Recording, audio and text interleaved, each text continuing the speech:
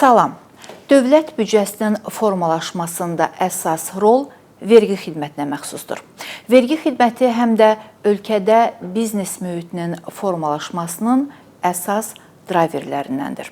Son illər qeyri-neft sektorunun payının artması, xidmətlərin rəqəmsallaşması və işğaldan azad olunmuş ərazilərimizdə tətbiq edilən vergi güzəştləri bu sahədə dinamikanı dəyişib. Eyni zamanda kölgə iqtisadiyyatının azaldılması və qanunvericilikdəki mütəmadi təkmilləşmələr biznes subyektləri tərəfindən fərqli qarşılanır. Bəs vergi inzibatçılığında hansı yeniliklər gözlənilir və sahibkarları daha çox nə narahat edir? Real TV və Azərtac Dövlət İnformasiya Agentliyinin bu və digər suallarını Azərbaycan Respublikası İqtisadiyyat Nazirliyi yanında Dövlət Vergi Xidmətinin rəisi cənab Orxan Nəzərli cavablandıracaq. Orxan müəllim, xoş gördük. Vaxt ayırıb dəvətimizi qəbul etdiyiniz üçün sizə təşəkkür edirik. Xoş gördük. Mən təşəkkür edirəm. Orxan müəllim, insanlar vergini niyə ödəməlidirlər? Bunun cəmiyyətə ən böyük faydası nədir? İnsanların vergi haqqında yanlış təsəvvürü nədir və ümumiyyətlə Azərbaycan vətəndaşı vergi ödəməklə nəyə nail olur? Vergini çox sadə dillə desək, bizim cəmiyyətimizin, istənilən cəmiyyətin ümumiyyətlə bir ortaq büdcəsi kimi təsəvvür etmək olar. Bura hər kəs, hər bir vətəndaş öz imkanına, öz fəaliyyətinə uyğun olaraq ödənişlərini edir, öz töhfəsini verir və eyni zamanda da həmin formalaşmış resurslardan artıq büdcədən yenə də cəmiyyətin ümumi ehtiyaclarına uyğun olaraq bura səhiyyə, təhsil, infrastruktur layihələri, təhlükəsizlik, müdafiə bu kimi digər istiqamətlərə yönəldilir. Ancaq eyni zamanda biz vergilərə tək hansısa bir ödənilən məbləğ kimi və ya itirilən bir məsrəf kimi baxmalı deyilik. Burada biz bir tərəfdən həqiqətən də vergilər konstitusion hər kəsin bir vəzifəsi və öhdəliyidir. Ancaq hesab edirəm ki, insanlar vergini ödəyəndə onlar tək dövlət qarşısında olan öz öhdəliyini icra etmir. Həm də yaşadığı ölkənin gələcəyin inkişafı üçün öz töhfəsini vermiş olur. Bu mənada həmin bu münasibətlər bir tərəfli deyil. Yəni, o demək deyil ki, ancaq vətəndaşın hansısa bir öhdəliyi var. Əgər dövlət həqiqətən də vətəndaşdan öz öhdəliyini icra etməsini gözləyirsə, belə bir gözlənti varsa, eyni zamanda da vətəndaşların da dövlətdən müəyyən bir gözləntiləri formalaşır və hesab edirəm ki, bu mənada dövlət qurumlarının, o cümlədən Dövlət Vergi Xidmətinin bax bu münasibətlərin əsasında möhkəm bir etimadın qurulması bizim bir vəzifəmizdir. Orxan müəllim, bugün büdcə gəlirlərinin əhəmiyyətli hissəsi qeyri-neft sektorunun payına düşür. Ümumiyyətlə bu vergi sisteminin və vergi qurumlarının iqtisadiyyatın tənzimlənməsində rolunu nə dərəcədə artırıb və qeyri-neft sektorundan vergi daxil olmalarında ötən ilin birinci yarısı ilə müqayisədə biz rəqəmlərlə tanış olduq, artım var. Buna necə nail olunub? Yaxşı sualdır, ancaq buna cavab vermək üçün yəqin ki, biz biraz daha uzun müddət və kəsikdə baxmalıyıq. Bildiyiniz kimi bizim dövlət büdcəmiz əsasən iki istiqamətdən, iki mənbədən belə deyək, formalaşır. Biri neft-qaz gəlirləri ilə bağlıdır, biri isə qeyri-neft qaz gəlirləri ilə bağlıdır. Və biz deyəndə ki, neft-qaz gəlirləri bu dövr ərzində müəyyən mənada, onun yenə də müəyyən mənada mən mütləq rəqəmini nəzərdə tutmuram, onun xüsusi çəkisi illər ərzində azalıb. Bunun arxasında dayanan bu həqiqətən də proqnozlaşdırılan bir hadisədir. Bunu gözləmək olardı. Və qeyri-neft qaz gəlirlərin isə ümumi dövlət büdcəsində xüsusi çəkisinin artması isə ümumi bizim maliyyəmizin, ölkəmizin maliyyə vəziyyətinin dayanıqlı olmasının bir göstəricisidir. Nəyə görə biz deyəndə neft qaz gəlirləri azalması bunu yaxşı bir göstərici kimi təqdim etmək istəmirəm, ancaq eyni zamanda hər kəs başa düşür ki, neft-qazla bağlı olan, ümumiyyətlə istənilən təbii resurslarla bağlı olan gəlirlər tükənə biləndir bir tərəfdən. O birisi tərəfdən də həmin resurslar bildiyiniz kimi qlobal bazarlarda təqdim olunur və buna hansısa bir formada ölkənin təsir etmə imkanları yoxdur. Yəni bu mənada həmin gəlirlər çox volatildir. İldən ilə dəyişə bilər, arta bilər və azala bilər və beləliklə də bizim ölkəmiz həmin resurslardan, həmin gəlirlərdən çox asılı bir vəziyyətə düşmüş ola bilər gələcəkdə. Bu baxımdan biz baxanda əlbəttə ki, bizim qeyri-neft qaz gəlirlərinin artması çox yaxşı bir haldır və biz buna necə nail olmuşuq deyəndə, bu həqiqətən də uzun müddətli ölkə rəhbərliyi tərəfindən aparılan siyasətin nəticəsidir. Burada qeyri-neft qaz sahəsinin iqtisadiyyatın şaxələnməsi və genişlənməsi əsasında dayanır. Yəni bu baxımda biz vergiçi kimi danışanda deyirik ki, bu vergi bazası genişlənib. Vergi bazası genişlənib isə o deməkdir ki, iqtisadiyyatımız artıb, iqtisadiyyatda baş verən əməliyyatların həcmi artıb, həmin əməliyyatların mürəkkəbliyi artıb. Hətta yenə də bir statistik rəqəmlərə də biz qayıtsaq, onu görərik ki, bugün aktiv vergi ödəyicisi sayı 880 mindən çoxdur. Onun tərkibində aktiv ƏDV vergi ödəyicisi 61 mindən çoxdur.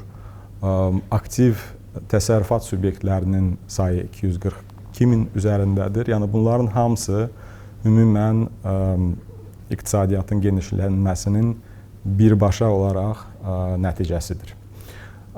Biz qayıtsaq digər elementlərə, yəni biz başa düşürük ki, qeyri-neft qaz sektorundan bağlı olan vergi daxil olmaları artıb və onu rəqəmlə də ifadə etsək, bugün 7 illik kəsiyə baxdığımız təqdirdə bu ümumi vergi daxil olmalarında qeyri-neft qaz daxil olmaları, vergi daxil olmaları 67%-dən bugünə baxdıqda 80% artıb. Bu kifayət qədər böyük bir göstəricidir və biz bunu tək mütləq və göstərdiyim dövlət büdcəsinin bir rəqəmi kimi yox, həm də ÜDM-də xüsusi çəkisinə diqqət yetiririk. Eyni dövrə biz baxdığımız təqdirdə biz görərik ki, qeyri-neft qaz sahəsində ödənilən vergilər kifayət qədər artıb. Vergi daxil olmaları 9,4%-dan 12,7%-ə artıb. Bu rəqəmi səsləndirəndə ola bilsin ki, hansısa kənardan belə deyək, izləyən ekspertlər və ya ictimaiyyət məzədən müəyyən bir müqayisə aparıldığı təqdirdə yanlış bir fikir də yarana bilər. Bu ancaq vergilərə aid rəqəmdir. Ancaq bildiyiniz kimi ümumi beynəlxalq qəbul olunmuş təcrübədə metodologiyalar mövcuddur və orada iqtisadiyyatda olan ödənilən vergilərin çəkisi həm də fiskal daxil olma olaraq, yəni ümumi olaraq bura həm vergi daxil olmaları daxildir, bura həm gömrük xətti ilə daxil olmalar var, bura həm digər sosial ödənişlər də daxildir. Biz bunun hamısını, bu fiskal ödənişlərin hamısını biz ÜDM-də baxdığımız təqdirdə biz onu müşahidə edirik ki, bu son 7 il ərzində həmin göstərici 5-6% arasında artıb. Yəni hər il bizim qeyd etdiyim kimi iqtisadiyyatımız artsa da bunu üstələyən templə vergi daxil olmaları artıb. Bunun arxasında dayanan hesab edirəm ki, əsasən bizim çağırışlara müsbət cavab verən sahibkarların həmin o könüllü ödənişləridir. Bunun arxasında nə dayanır? Əməliyyatların leqal formada aparılmasına artıq bizneslər daha əlverişli, daha sadə görürlər və bu baxımdan vaxtilə aparılan və davam edən islahatlar, təşviqlər də öz nəticəsini verib. həmin mən qeyd etdiyim 5-6% göstəricinin belə deyək bir komponentlər üzrə təhlilinə də baxsaq, biz görərik ki, ora əsasən sosial ödənişlərin artımı daxildir 2-3% arasında. Yəni bunun həmin ümumi artımın yarısı sosial sığorta ödənişləri ilə bağlı olan artımdır. Qalan hissənin hardasa 2/3-i mənfəət vergisi artımı ilə və ƏDV tədiyyəsi üzrə daxil olmaların artımı ilə bağlıdır. Və məhz sosial ödənişlərin artımına isə baxanda bu vaxtı ilə 2019-cu ildə verilən həmin o 7 illik əmək gəlirlərinə olan güzəştlərin onunla paralel aparılan digər rəqəmsal vergi xidmətində rəqəmsal transformasiyanın müəyyən bir nəticəsi kimi qiymətləndirmək olar. Mən əminəm ki, digər mövzulara da bu müsahibə vaxtında toxunmaq imkanımız olacaq. Ona görə həmin mövzulara çox geniş bu izninizlə bu sualda cavab olaraq getməyəcəm. Vergi məcəlləsi ən çox dəyişikliyə məruz qalan qanunvericilik sənədlərindən biridir.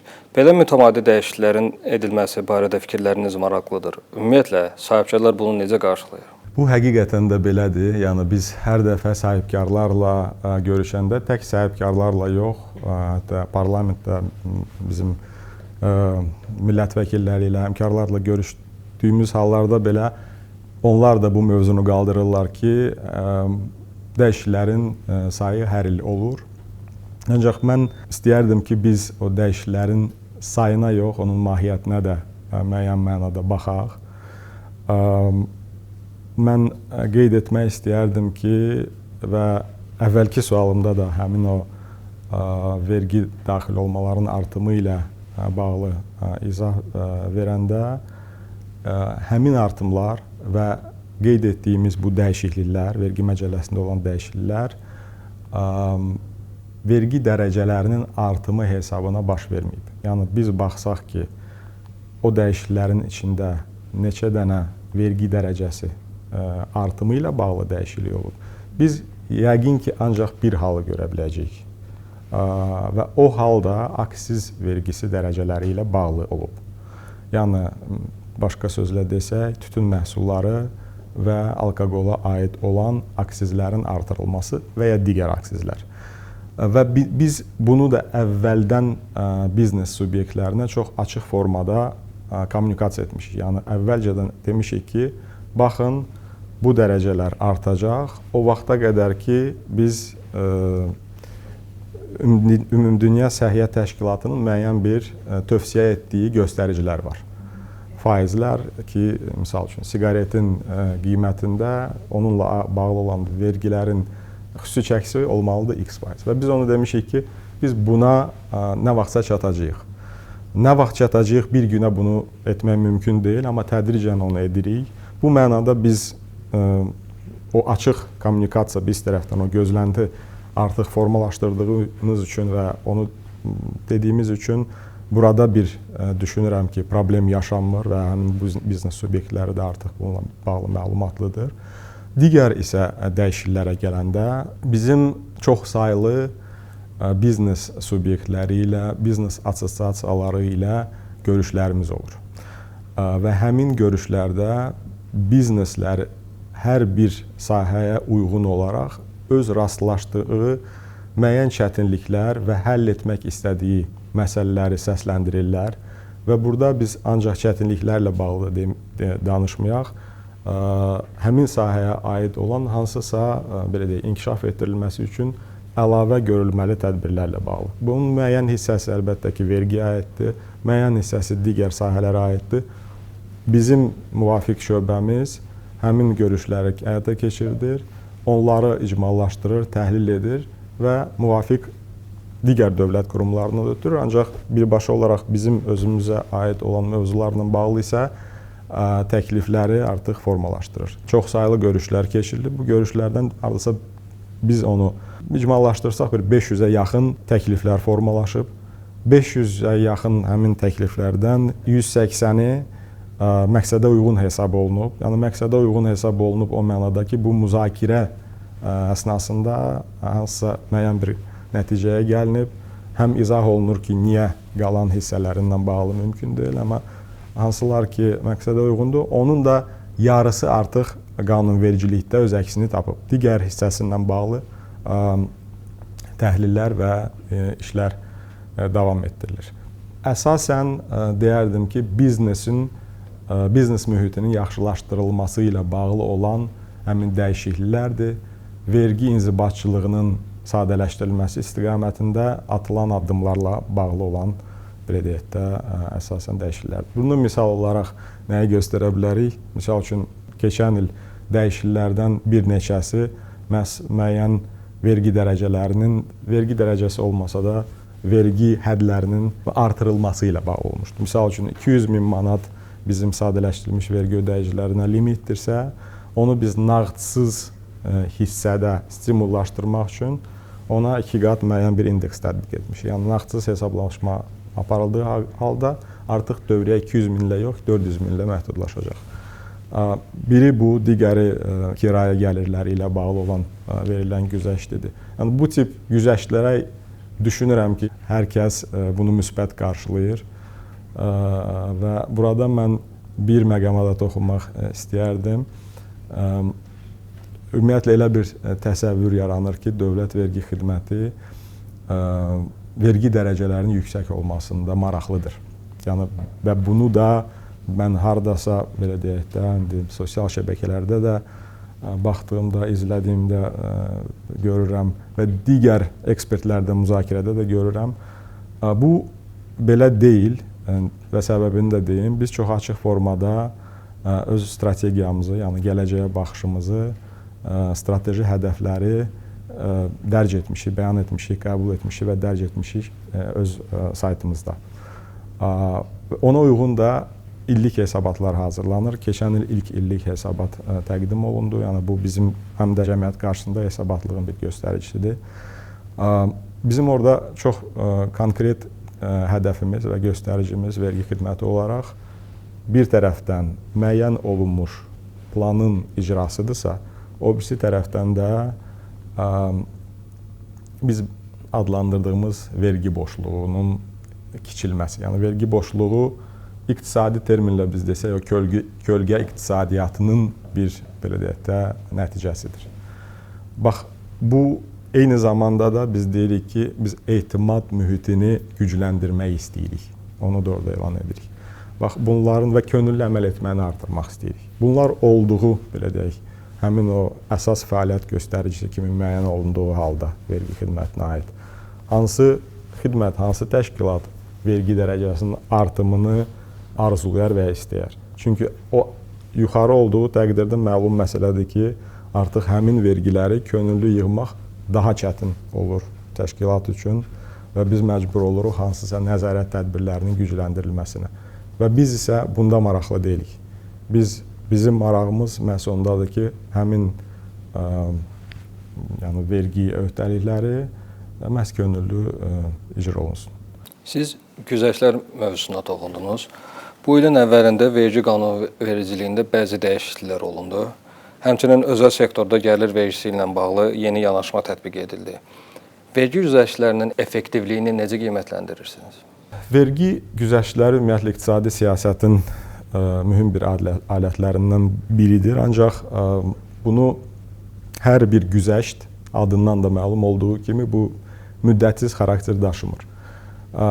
Həmin güzəştlər, konkret güzəştlər müəyyən bir məqsədlər üçün tətbiq olunur və həmin məqsədlərin sonradan nə qədər o güzəşt hesabına çatıb, çatmamağımız qiymətləndirilir və həmin qiymətləndirmədən asılı olaraq bir müddətdən sonra o güzəştin hansısa bir formada, yəni transformasiya olunmuş formada və ya ləğv olunması formasında bir qərara gəlinir. Əlbəttə ki, güzəştin ümumiyyətlə ilkin olaraq dizayn olunanda həmin güzəştin hansı formada ÜDM-ə necə təsir edəcək, bunun əmək bazarına, məşğulluğa hansı təsirləri olacaq, iqtisadi aktivliyə necə təsir edə bilər. Bunlar kimi müəyyən bir hədəflər qoyulur ki, bax, bu güzəşt verilir, dövlət gəlirlərdən özü imtina edir. Ancaq onun qarşılığında isə bu hədəflərə çatmaq arzu edir. Və bir müddətdən sonra da ona baxılır, qiymətləndirilir, necə effektiv olub. Konkret olaraq biz qayıtsaq vaxtilə 7 il bundan əvvəl 2019-cu ildən başlayaraq verilən həmin o əmək gəlirlərindən bağlı olan vergi güzəştlərinə çox həqiqətən də geniş bir islahat idi. Bir tərəfdən dövlət həmin anda gəlirlərdən yenə də imtina etdi, amma biz həm də baxsaq Dövlət Sosial Müdafiə Fondunun gəlirlərinə biz onu görərik ki, bəli, vergilər ola bilsin ki, anında müəyyən mənada azaldısa belə, ancaq əldə olunmuş o legalizasiya və şəffaflaşma hesabına Dövlət Sosial Müdafiə Fondunun gəlirləri kəskin olaraq artdı. Yəni 2 dəfədən çox artıma nail olunub Dövlət Sosial Müdafiə Fondunun gəlirlərinə. Bunun nəticəsində dövlət büdcəsindən həmin fonda ötürülən transferlərin həcmi azalıb. Yəni yenə də mütləq ifadədə demirəm, amma xüsusi çəki olaraq aşağı düşüb. Misal olaraq əmək gəlirlərinə münasibətdə güzəştlər barəsində danışsaq, qeyri-neft sektorunun özəl bölməsində əmək gəlirləri üzrə tətbiq edilən güzəştlərin əsas məqsədi əmək münasibətlərinin legallaşdırılması olub və 2019-cu illə müqayisədə həmin sektorda 91% əmək müqavilələrinin artımı müşahidə olunub. Eyni zamanda əmək müqavilələrinin sayı 1 milyondan artıq bir rəqəmə çatıb və 2025-ci ildə əmək gəlirləri, yəni tək əmək münasibətləri və əmək müqavilələri yox, əmək gəlirləri də 2,5 dəfə artıb. Bu rəqəm ifadəsi ilə desək 6,5 milyard manat artım deməkdir və nəticədə 2025-ci ildə 11,2 milyard manata həmin o əmək gəlirləri çatıb. Və artıq həmin güzəşt müddəti bitdiyinə görə hökumət daxilində müzakirələr aparıldı və o güzəştdən tam olaraq geri qayıdış yox, bir keçid və müddətli, yəni 3 il müddətində mərhələli keçidlə vergilərin artıq yüksək dərəcə ilə yox, 7% dərəcəsinə çatdırılması planlaşdırılıb. Yəni ilk birinci ildə 3%, ikinci ildə 5%, üçüncü ildə isə artıq 7%lik bir vergi dərəcəsinə gəlib çatmış olacaq. Biz inanırıq ki, bu bizə həmin islahatın nəticələrini qoruyub saxlamaq imkanı verəcək. Çünki daxili müzakirələrdə əsas çağırış və risklərdən biri ondan ibarət idi ki, bəli, bu ağarma baş verib, əmək münasibətləri legallaşıb, ancaq ola bilsin ki, biz keçmiş həmin dərəcələrə döndüyümüz halda yenə də biz kölgəyə qaçış görək. Və bu baxımdan o müzakirələrlə biz belə deyək, sonunda bu modelə bir gəlib çıxdıq və hesab edirik ki, bugün artıq üstündən bir müddət keçib, həmin risklər həqiqətən də bu yeni modellə mitiqasiya olunub, yəni biz kölgəyə qaçış müşahidə etmirik və həmin gəlirləri artıq təmin etmiş oluruq. Vergi güzəştləri haqqında danışdınız. İşğaldan azad olunan ərazilərimizdə geniş vergi güzəştləri paketi mövcuddur. Güzəştlərin tətbiqindən də artıq xeyli müddət bir vaxt keçib. Necə düşünürsünüz, bu güzəştlər bölgədə sahibkarlıq fəaliyyətinə necə təsir edib? Yəni mən onu tək vergi güzəşti adlandırmazdım. Çünki həmin ərazilərlə bağlı dövlət tərəfindən geniş dəstək proqramı elan olunmuşdu. Biz bugün düzdür vergi güzəştlərini müzakirə edirik, ancaq bura mən qeyd etmək istəyirdim ki, dövlətin digər, yəni subsidiya mexanizmləri, müəyyən güzəştli kreditlər də daxildir və digər belə deyək, dövlət dəstəyi mexanizmləri mövcuddur. Biz vergi güzəştlərinə toxunduğumuz təqdirdə onu qeyd eləmək olar ki, əsas məqsəd o olub ki, o regionlarda bugün həqiqətən də infrastruktur baxımından digər Azərbaycan bölgələri kimi inkişaf etməyib, ora hansısa bir formada investor, yəni biznesləri, iqtisadiyyat, yəni cəlb etmək lazımdır, sahibkarı cəlb etmək lazımdır və bu baxımdan onların qoyduğu investisiyanın məbləğini mümkün dövlətin əlində olan alətlər yolu ilə maliyyətini, yəni xərclərini azaltmaq məqsədi daşıyıb. Ki, investor daha aşağı vəsait qoyub, orada gələcək gəlirləri əldə etməkdə maraqlı olsun və bu proses, yəni reinteqrasiya prosesi və beləliklə, belə deyək də, biz həm də həmin regionu, həm bölgəmizi ümumi iqtisadiyyatımıza da müəyyən mənada qaytaraq.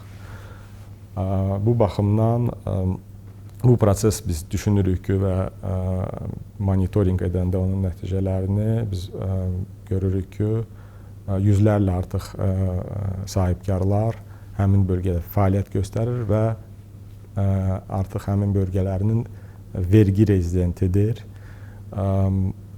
Həmin vergi ödəyicilərində minlərlə, yəni 10 mindən çox artıq əmək münasibətləri də formalaşıb və başqa bir bizim üçün çox yaxşı bir, belə deyək də, vergiçi olaraq göstərici ondan ibarətdir ki, mən hər gün deməyəcəm, amma ən azından hər aylıq o planların icrasına baxanda onu görürəm ki, bizim o bölgələrdən həqiqətən də çox yüksək artım tempi ilə vergi proqnozunun icrası baş verir və bu ildən ilə, aydan aya artır. Bu həm hər birimizi həqiqətən çox sevindirir. Belə bir sual vermək istəyirdim. Dövlət vergi xidməti özəl sektorun təşəbbüs və təkliflərini nə dərəcədə nəzərə alır? Ümumiyyətlə, dövlət-özəl sektor dialoqu vergi kontekstində bugün biznes mühitinə hansı töhfələr verir? Təşəkkür edirəm. Biz ümumiyyətlə dövlətlə biznes arasında dialoqun böyük töhfəsini, böyük faydasını proseslərə görürük və bunu bir neçə kanal vasitəsilə həyata keçiririk. Biraz əvvəl qeyd etdiyim kimi, həm biz ixtisaslaşmış baş idarə tərkibində bir şöbə yaratmışıq, hansı ki, məhz biznes assosiasiyaları ilə, icmalarla görüşlər keçirir. Onların gündəlik işləri məhz onunla bağlıdır. Və bu bizə həm də o imkanı verir ki, fərdi hansısa konkret problem və çətinlikləri yox, həmin sahə və sektora aid olan problemləri müəyyən mənada dərindən başa düşüb gələcək fəaliyyətdə nəzərə almaq imkanı verir. Bundan başqa biz həm də peşəkar həmin sahəyə aid ekspert mütəxəssisləri var. Onlarla da mütəmadi olaraq görüşlər keçiririk. Amerika ABŞ Ticarət Palatası ilə görüşlərimiz olur. Almaniya, Azərbaycan Ticarət Palatası ilə görüşlərimiz olur mütəmadi olaraq və digərlərini bizim həmkarlar, belə deyək də, Sahibkarlar Konfederasiyası ilə bağlı görüşlərimiz keçiririk və onların bütün görüşlərin o gözləntiləri müəyyən etmək, necə biz şəffaf fəaliyyətini təşkil etmək istəyən sahibkar üçün daha sadə əlçatan vergi inzibatçılığı qura biləriksə, onu anlamaqdır və onu sonradan, belə deyək, qanunvericiliyimizdə əks etdirməkdir və ya inzibatçılığımızda bir düzəlişləri həyata keçirməkdən ibarətdir. Əlbəttə ki, bütün bu proseslərdə biznes həmin o qərarların, bizdə edilən o dəyişikliklərin bir obyekti deyil, artıq onların formalaşmasında iştirak edən bir tərəfdaşdır. Bu da düşünürəm ki, bizim o hədəflədiyimiz və qurmaq istədiyimiz həmin o etimad mühitinə çox böyük töhfəsi var. Bugün sahibkarların ən çox narahatlıq ifadə etdiyi sahələrdən biri kameral vergi hesablamaları ilə bağlıdır. Buna münasibət bildirməyinizi xahiş edərdik. Bu həqiqətən də belədir və bunu mən çox anlayışla qəbul edirəm, başa düşürəm. Ancaq kameral vergi yoxlamalarının digər yoxlamadan da fərqi ondan ibarətdir ki, orada sanksiya tətbiq olunmur. Yəni, əgər hansısa biznes və ya sahibkar öz əməl etməsində bilməməkdən, belə deyək, müəyyən bir boşluğa yer veribsə, onu bizim həmin o kameral təhlil nəticəsində müəyyən bildirişlər göndərilir və o bildirişdə hansı məqamların aradan qaldırılmalı və ya izah olunması xahiş olunur və ona cavab olaraq həmin o bəyannamə yenidən belə deyək, düzəliş olunur. Bir rəqəmi diqqət cəlb etmək istəyərdim. İl ərzində 3 milyona yaxın bizdə bəyannamə təqdim olunur. Biz bu kameral nəzarət prosesinə daha çox erkən xəbərdarlıq və preventiv nəzarət mexanizmi kimi yanaşırıq. Burada həm də həmin o narahatlıqları, çünki bizim məqsədlərimizdən biri mümkün qədər bizneslərin əməl etməsini sadələşdirmək və ona sərf olunan, yəni əməl etməyə sərf olunan vaxtın azaldılmasıdır. Yəni biz həqiqətən istəyirik ki, biznes bəyannamə doldurmaq yox, məhz pul qazanmaqla, gəlir əldə etməklə məşğul olsun, öz biznesini inkişaf etdirsin. Vergiləri isə onun üçün çox vaxt sərf etmədən, belə deyək də, icra edə bilsin. Bu baxımdan biz 2025-ci ilin 4-cü rübündən başlayaraq artıq sadələşmiş bəyannamələr üzrə prefilling mexanizminin tətbiqinə başlamışıq. Bu nə deməkdir? Vergi orqanlarında olan, həmin vergi ödəyici ilə bağlı olan məlumatlar əsasında həmin ödəyiciyə münasibətdə bəyannamə vergi orqanı tərəfindən doldurulur. Yəni, orada sətirlər artıq vergi orqanı tərəfindən doldurulur və vergi ödəyicisi girib, yəni sıfırdan doldurmaq yox, sadəcə vergi orqanında olan məlumatı təsdiqləmək kifayət edir. Bu bir segmentə aid, yəni qeyd etdiyim kimi sadələşmiş ödəyicilərə aid bir dəyişiklik idi. Həm onun biz daha da təkmilləşdirilməsi gələcəkdə düşünürük və eyni zamanda bütün digər ödəyicilərə aid, burada xüsusilə ƏDV ödəyicilərini mən qeyd etmək istəyərdim, çünki o kameral prosesdə əsasən suallar elə ƏDV ödəyiciləri ilə bağlı olur. Orada da oxşar ƏDV prefilling mexanizminin tətbiqini düşünürük. Bundan başqa olaraq biz həm də vaxtilə müşahidə etmişdik ki, müəyyən mənada sanki sahibkarla vergi orqanı arasında nəsə bir anlaşılmazlıq var. Yəni sahibkarlar qeyd edirlər ki, bizim təqdim edilən izahata vergi orqanı tərəfindən lazımincə reaksiya verilməyib və ola bilsin ki, hansısa bir formada həmin izah baxılmayıb. Daxildə onu avtomatik formada, yəni texniki həllərlə o prosesi də həll etmişik ki, mart ayından etibarən artıq bütün həmin o bildirişlərə gələn izahatlara münasibət bildirilmədən vergi orqanının əməkdaşı tərəfindən vergi hesablanması mümkün deyil. Yəni bu müəyyən mənada, belə deyək də, həmin o düşünürəm ki, narahatlıqların da qarşısını tam olaraq almasa da, yəni azaldacaq. Bu proseslərdə biz tək kameral hesablama, belə deyək də, o bəyannamə və kameral nəzarət baş idarəsi yox, digər mexanizmlər, yəni inzibati şikayət mexanizmləri də mövcuddur. Əgər həmin hesablama, kameral hesablama artıq aparılıbsa, bugün sahibkarlar vergi orqanına inzibati şikayət edir.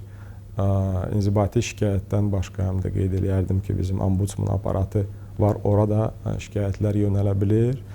Apellyasiya, İqtisadiyyat Nazirliyi tərkibində fəaliyyət göstərən Apellyasiya Şurası var, orada müraciətlər daxil olur. Ən böyük say burada əlbəttə ki, inzibati şikayət mexanizmidir. Oradan bir rəqəmi qeyd edə bilərəm ki, təxminən 60%-a yaxın şikayətlərin müsbət həlli tapılır.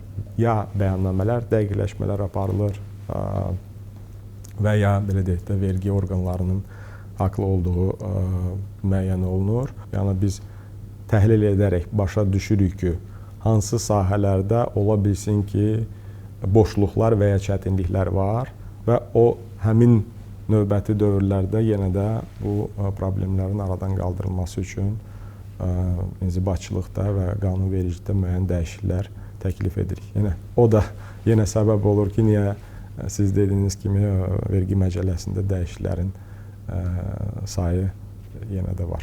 Orxan müəllim, indi verəcəyim suala müsahibənin əvvəlində siz az da olsa toxundunuz, amma istəyirəm ki, daha geniş cavablandırasınız. Qərb ölkələrində vergi ödəmək cəmiyyətin bir norması sayılır.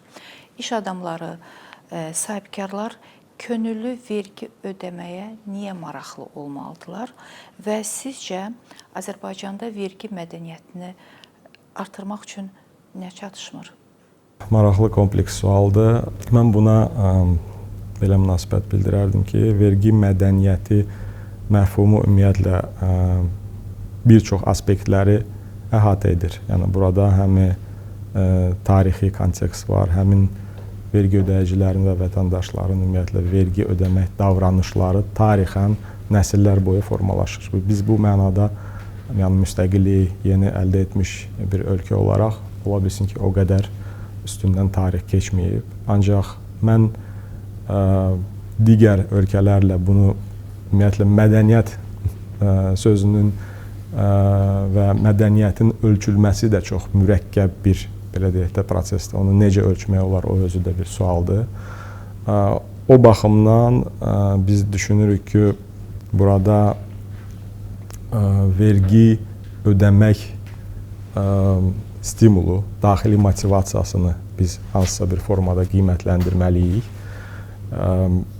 Və bunun əsas qiymətləndirmə üsullarından biri bizdə könüllü vergi ödənişləridir. Yəni, əgər həmin ödənişlər könüllü təmin olunubsa, o deməkdir ki, vətəndaş onu özü hesablayıb ödəmək istəyib. Bu, çox konkret, ölçülə bilən meyar olduğu üçün biz buna fokuslanmışıq və düşünürük ki, bugün biz rəqəm olaraq ona baxdığımızda 92%-in üstündədir. Yəni, bütün təmin olunan vergi daxil olmaların tərkibində 92%-i məhz könüllü əməl etmə hesabına formalaşır. Qeyri-neft qaz sektorunda ayrıca baxanda bu 92-dən biraz aşağıdır, 90% ətrafındadır. Və biz qayıtsaq həmin o qeyri-neft qaz sahəsində vergi daxil olmaların mütləq rəqəmlərinin kifayət qədər yüksək templə artmasında və yenə də bu könüllü daxil olmaların da onun xüsusi çəkisində artması, bu o deməkdir ki, bizim cəmiyyətimiz və vətəndaşımız həqiqətən də o vergiləri ödəmək istəyir. Və burada ola bilsin ki, həmin o birinci suala qayıtdığımız halda, yəni vətəndaş həqiqətən də dövlətimizin gələcək inkişafında iştirak etmək istəyir və bu baxımdan həmin vergiləri ödəyir. Bizim vəzifəmiz ondan ibarətdir ki, elə bir mühit yaransın ki, həmin vergi öhdəliyini icra etmək istəyən vətəndaş üçün çox bir rahat ekosistem yaradılsın. Yəni, o düşünməsin ki, vergi ödəmək mənim üçün yenə də əlavə bir işdir. Mən sadaladığım könüllü əməl etmə, qeyd etdiyim həm də vergi mədəniyyətinin yüksəldilməsi, bu bizim Dövlət Vergi Xidmətinin qəbul etdiyi və biraz əvvəl də toxunduğum strategiyamızda da öz əksini tapıb. Həmin strategiyaya uyğun olaraq biz müəyyən etdiyimiz o göstəriciləri izləyirik ildən ilə və müsbət tendensiyaları müşahidə edirik. Düşünürəm ki, həm strategiyada qeyd olunan insan kapitalının gücləndirilməsi, həm könüllü əməl etmənin artımı, bu hamısı yenə də o dövlətlə, vergi orqanı ilə biznes arasında həmin o etimad mühitini möhkəmləndirmiş olacaq. Belə bir sual. Adətən vergi orqanları hər zaman IT-nin tətbiqi sahəsində ön sırada olublar. Maraqlıdır, bugün vergi inzibatçılığı sahəsində süni intellektin tətbiqi, rəqəmsal həllərin tətbiqi məsələsi hansı yerdədir və gələcəkdə siz bu vergi inzibatçılığını necə dəyişəcək bu tətbiqlərin istifadəsi? Bu, belə deyək, çox təbii olaraq özü bir formalaşan mühitdir. Vergi orqanları həqiqətən də bugün bir çox maliyyə və digər məlumatlara çıxışları var və onları toplayır. Və bu mənada həmin məlumatlardan müəyyən qərarlar üçün istifadə edilməsi çox normaldır və biz bu mənada son dövrlərdə Dövlət Vergi Xidmətində rəqəmsal transformasiya mərhələsindən də keçirik və bu dayanan və bitən bir proses deyil, bu davam edir. Keçən il həm də Dövlət Vergi Xidmətinin tərkibində biz ayrıca data analitikası baş idarəsi də yaradılıbdır. Onun məqsədi və gündəlik işi də həmin yeni texnologiyalarla bağlı, yeni həllərlə bağlı o imkanları araşdırıb, digər bizim funksional idarələrlə qarşılıqlı işləyib o həlləri faktiki olaraq icra edilməsinə kömək olmasıdır. Süni intellekt bugün hər bir belə deyək, sahədə böyük rolu olduğu kimi vergi xidmətinin də gündəlik fəaliyyətinin səmərəli formada təşkili ilə bağlı çox böyük bir potensialı var. Biz artıq o imkanlardan həm istifadə edirik, həm də əlavə olaraq yeni layihələr üzərində işləyirik. Artıq icrada olan layihələrin bir neçəsini söyləyə bilərəm ki, bu bir tərəfdən nə qədər texniki səslənsə də, ancaq vergi orqanının olduğu, yəni sifarişçisi olduğu proqramların test mərhələsindən süni intellekt vasitəsilə daha sürətli keçirilməsi mövzusudur.